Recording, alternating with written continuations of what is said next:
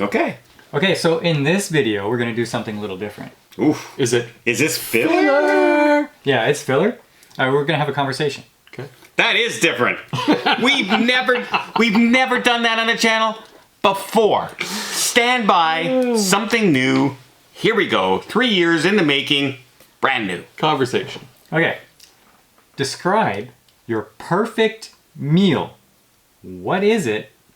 Where is it? Everything is perfection. I'm sitting down. It's a quiet evening. The temperature is around 70 degrees. The sun is just setting. They're lighting tiki torches around my table. It's a table of 8. Okay, wait. Fahrenheit or Celsius? Fahrenheit. Okay. They're serving all my favorite meals. Lobster, lemon pie, mushroom risotto. They're serving all my favorite meals that I love to have when I'm traveling. And I'm eating it at the Playboy Mansion surrounded by Playboy bunnies. So Hef is not around, is he? I don't know if Hef's still around. No. Not for about 20 years. No, he's been around. No, like 10 years ago he died. Yeah. I just saw him on a TV show. That's why I was asking. Because Yeah, it was a rerun. I imagine. Maybe it was a 2024 best of movie. But as a kid growing up, that was the prime time for Playboy and the magazines and the shows and all this. And Hef was the big star and everything, breaking boundaries, etc.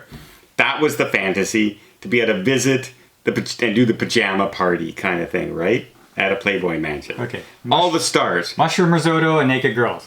They're not naked, just Playboy bunnies. Just hot. I don't want naked people around my food. I have a thing about touching my food, let alone being naked touching my food. That would be horrible. Okay. So, Okay. Mark, do you have one that's less disappointing? Yeah, well, for me... I had crab. I had risotto. crabs. I had lemon pie. Come on. Tiki torches. I would have some good barbecue smoked ribs. I would have lasagna. Like the lasagna we had when we were kids. Like that lasagna. Exactly that Probably lasagna. bad by now. Mom's... exactly that piece. Yeah, no. Yeah, but no. That recipe, right? That exactly how they used to make it. Lemon pie for dessert, and I would be, it would be with the entire family, like the entire family. Have you eaten with our family? It's not a great time. Okay, So where is it? Maybe Don's table upstairs. maybe in the house in Elliot Lake that we grew up in. What were you going to say first? Amsterdam? That was the That road we lived we on. lived on. Okay. Just Amsterdam. Just sitting in Amsterdam around a table. Everyone, the streetcars going by. Yeah. Okay, mine would be Mom's lasagna, Okay. Yeah. Dad's fish fry, for dessert, Moose Tracks ice cream, and we're sitting on the top deck of a cruise ship watching Alan Jackson perform. Specifically, Alan Jackson. Because my wife really loves him and wants to see him, but he never comes to Canada. I've seen him in Canada. I've seen him in Ottawa. I've seen him at Yeah, but we've been checking for like with Dina Carter. 10 years and he's not coming. He just stays in the States. And he's getting old now, right? So he's not going to be touring long. Yeah. But if you can make that wish, then he has to perform for me. Right. So, yeah. Okay. There you go. Specifically, Alan Jackson. That's interesting. Like, I might have a different artist, but like that would be something that she would enjoy, so I would like that. Okay. What's a misconception people have about age? Things get better as you get older. Nope, they slow down. Who says that? Yeah, who says that? People who are getting older hope that that's the truth, but it's not. Misconceptions? Well, I guess kids say, "Oh, I want to be older. I All want the to be a time. grown up." Yeah. All the time. So, a 14-year-old commits a crime and they're completely protected from their name being used or anything like that, and to a degree I understand it, but I think like violent crimes and stuff like that, I think that they shouldn't be protected. What's the misconception? Well, the misconception is that they don't know better. They don't know what they're doing. And at 14 years old and 15 years old, I knew exactly what I was doing at those ages. But you have to set an age at some point. You- Does a 5-year-old know what they're doing? No, but I disagree. I disagree that age, that's a misconception. That, oh, he's 14. He didn't understand that stabbing that girl was wrong. Yeah, yeah. Like I think once you get to an age that has teen in it, and you do a violent crime, then yeah, you probably should be. True, but they had to come up Punished. with an idea of child is child and you're an adult at this Yeah, age. kind of thing.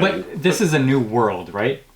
And Oh, yeah. the crimes that are done today are probably a lot more severe than before. Well, also, a misconception is also that the older you get, the smarter you get. Not anymore, because technology makes you dumber, because you don't understand simple things that kids grow up with nowadays. But the misconception is that they don't understand what they're doing. Well, I think, yes, they do understand what they're doing. in most cases, yeah. So, Yours? Or was I that already, yours? already said mine earlier. I was the first one to go. What was it again? things get better as you get older. Yeah, but nobody thinks that. That wasn't a real one. I also said that you get smarter as you get older, and it's not necessarily true. Especially now that technology's taken over everything. Okay, what's yours? Okay, mine is that you might be older, but it's kind of like only your body that's older. Because, In your mind, you're still 20. yeah, in here, I'm the exact same person I was when I was 25. I'm going to wrestle lions in 2 weeks. I'm that tough. And 20-year-old me would believe it. 60-year-old still believes it. But this body's going, your lunch. Yeah. Yeah. So it's only the body. Like, you got the gray hair, maybe you walk slower or whatever like that. But your thought process and what you like and stuff like that, you're still young on the inside. Yeah. Yeah. Yeah. Yeah, but you've slowed, like, trust me, I've slowed down a lot. Like, when I was 25 and punching the heavy bag there, that heavy bag used to go a lot further than it goes now. So, like, It sounds like you're trying to rebut me, but that's what I'm saying. I am saying I'm agreeing. Oh, okay. I'm totally agreeing. Yeah. Yeah, okay. Good chat. Yeah. Have you gone through any phases in your life? What is the most notable one? We've kind of said it already before, my whole life-changing thing when I got diagnosed with cancer. Okay, so like the cancer phase? Both. Or the new career phase? The whole, everything, because it all stemmed from that one moment. Yeah, but it's too long. Like, it has to be a phase. What is the phase? Well, It began, it ended. Well, it's not ending yet, but it's trying to. But no, like, that's the phase. I got diagnosed. I changed the whole career. I now live completely different. I'm in different places of residence. I travel now way more than I used to. Everything stems from that one moment. Okay. So that phase continued. That was a pivotal point. Give me a phase. My YouTube phase. Give me a phase. Something you went through and it ended. And it ended. Yeah. When you were a kid, when you were a teen, Okay. when you were married. When I was hockey phase? Yeah, my hockey phase then. When I was young, I was very good at hockey. So much so I was scouted and was actually supposed to head to Russia on a team right when the Canada-Russia series was going on and everyone was popular. So a couple of years after, they decided to send all these junior teams and junior B and Bantam. And I was there, and I got run over by a motorcycle and was in a cast for a full year. My leg is now slightly tilted this way, the way they had to reset it. I lost all my speed, and I was never the same hockey player I was at that time.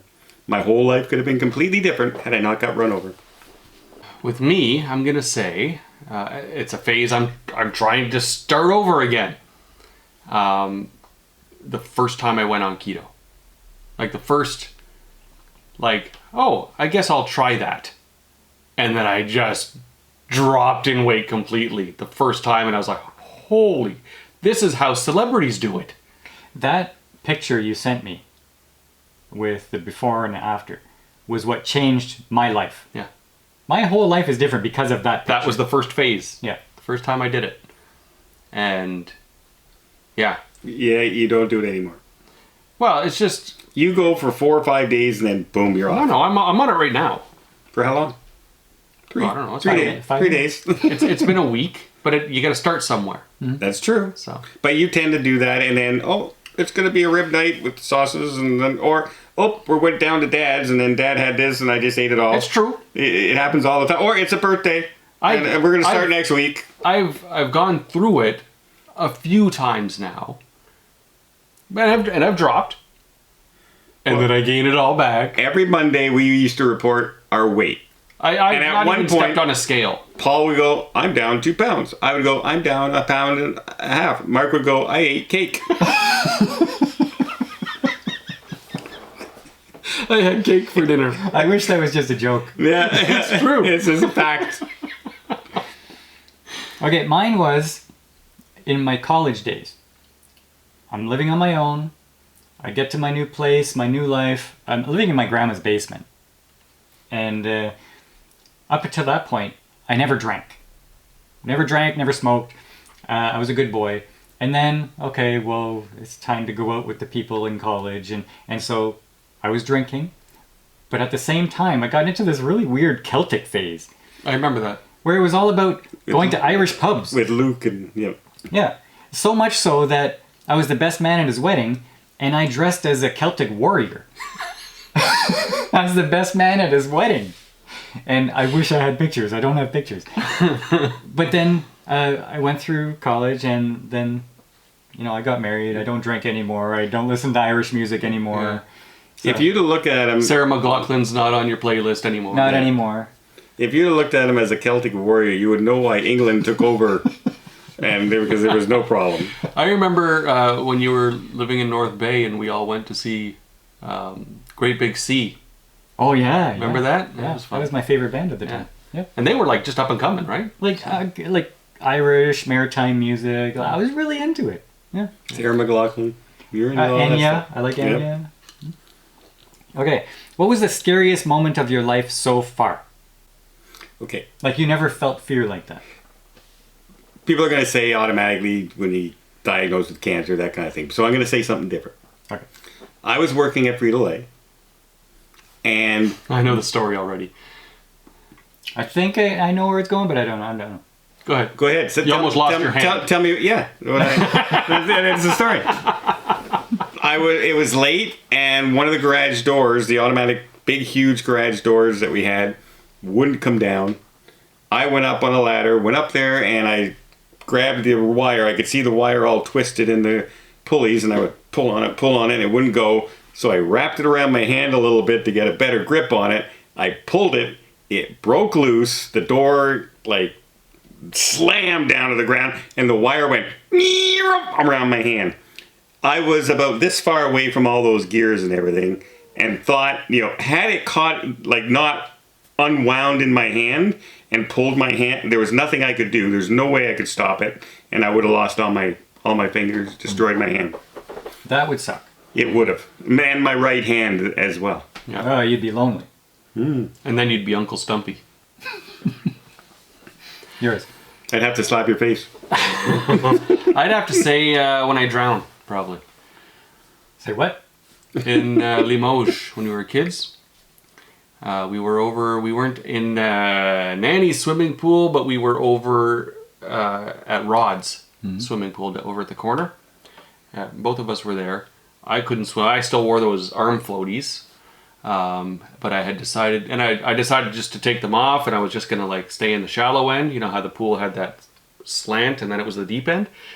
Well, I was just sort of walking along and I slipped into the deep end. I couldn't swim. I was literally drowning, going under the water, and I couldn't breathe, and I suffocating, and I went down, and then Rod's dad dove in and pulled me out and resuscitated me, and I spit out the water, and yeah, that was probably the scariest moment. Like you were scared at the time? At the time, And like you're I was still going traumatized by underwater. it? Well, I've learned to swim since, so yeah. Every time I go in the water, Rod's dad comes in. All right, Mark, hang on. Yeah. Watch the deep end. You were there. You don't remember it. I probably pushed you. Mine is, my son was very young. He could walk though. Like, what age is that? 4, 3? I don't know. You can walk before 4 years like old. one. Well, not that young, but like old enough to walk beside you at Walmart or 2.5, something. Like that. 3. Okay. And I turn around and he's not there. And I go, oh, okay, well, look around the aisle. He's not in the next aisle. And so now I'm looking, I'm at Walmart and I lost my son. And He's thinking, boy, my wife's going to be mad. my heart was just like, Oh, we've all experienced that with our kids. yeah. And like nothing was wrong. Like I thought, okay, he's taken. That's the first thing your head goes to. And no, like a few minutes later, I found them. I don't know, probably looking at a birthday card or something like that. I had a similar experience. Went to the video store. This is when the girls were young. And went to the video store that was probably a good 5 to 8 minute walk from the house, right? We just walked there, went to the video store. And we were, looking around, let the kids go and look at videos. And this is when video stores actually existed. And all of a sudden, I'm looking for Linda. Where's Linda? Nowhere in the store. Nowhere outside the store. Just completely gone. Called the police. Said, looking for my daughter. Had the police out looking. She thought that we were finished and she walked home. How old was she? She was maybe 6. So, yeah, that was a scary night. Did you hit her? Repeatedly. I thought yours was going to be like we're traveling on an 8-hour trip and we're on the when highway. you're driving? And I'm driving. I'm a little bit impatient because we're on this stretch where there's no passing lane. Impatient. And the people in front of me are like going at 50 in an 80 zone. Okay. Not good. So there's nobody in the other lane. Gonna pass. There's like 4 or 5 cars in front of me. So I pull out and I floor it. But it's a 4-cylinder Hyundai with the eco setting on. And I'm basically going the same speed as the little car next to me. hamsters are. And then now there's cars coming this way. I was like, are we gonna make it? We're gonna find a place between these cars so I can merge back over. And long story short, Don was soon driving. Yes. And I didn't even say that. He got in front of those cars, pulled over to the side, and said, "Okay, you can drive." and I had to go and pass the same cars that we had already passed. I love Yeah. So turn off the eco setting. Yeah, that's a good idea. Okay? And don't drive a Hyundai. And don't let Paul drive. Paul is one of the most impatient drivers you'll ever drive. No, by. I'm the most rational driver, and everybody else is a loser. See what I mean? See what I mean? Loser. There's no right-hand lane for Paul. It's all left all the time, even when he's turning right. That's it. our new intro.